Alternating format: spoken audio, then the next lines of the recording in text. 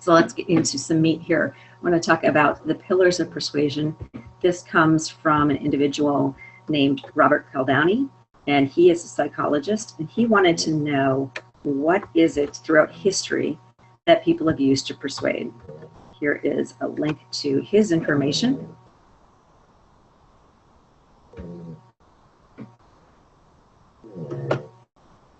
And he did not call these the pillars of persuasion, but they do seem to uphold persuasion. So we've presented them here in this format as actually pillars. So the first one is reciprocity. This is one of the oldest places that you can think about persuasion. I'll do something for you if you do something for me. Or really the other way around is if you do something for me, I feel obligated to do something for you. It's kind of like, can you watch my bag while I use the restroom in the airport? Now you know when you come back, they can expect the same of you. This is a learned human behavior. And there's a great book out there called Never Split the Difference by Chris Voss. He talks about persuasion. About negotiation. And in negotiating, he says that reciprocity, just giving something very small, gives that next person the feeling of indebtedness. And so when I think about this, I think sort of just the smallest thing. If you are walking by a street musician and they have a little bucket or open instrument case, you feel obligated to stop and drop something at their side in the bucket. And sometimes you don't even really stop to listen to them. Maybe you feel a little bit uncomfortable, but they are providing something nice, and you go ahead and drop $1, drop your coins, and that's the law of reciprocity. So how do you parlay this in your sales process?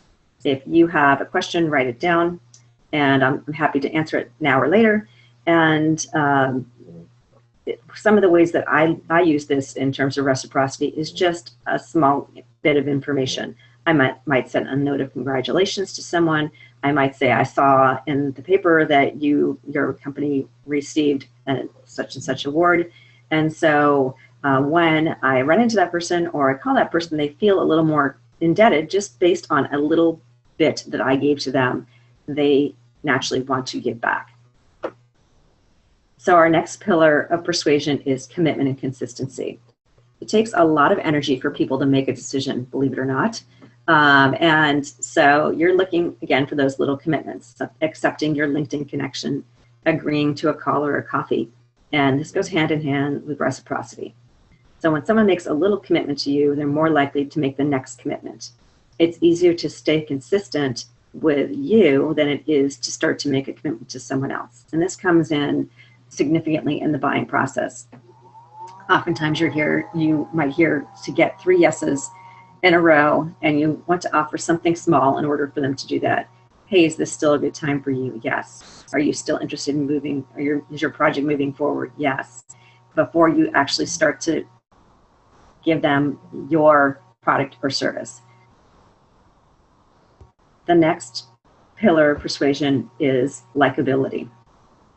Let's face it, when's the last time you bought anything from somebody that you didn't like?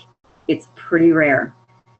Even little things like a pack of gum, if the clerk is unlikable, you're just not going back.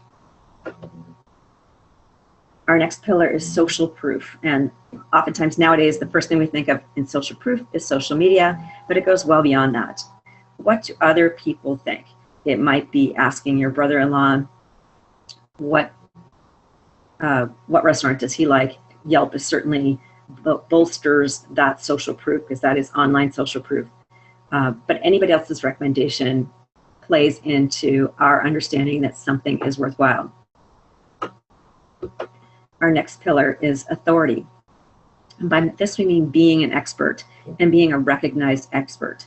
So as you think about your persuasion and sales process, how do you start to fulfill these pillars of persuasion? And where might you be missing out? So scarcity, we're all fairly aware of this. The supply is low.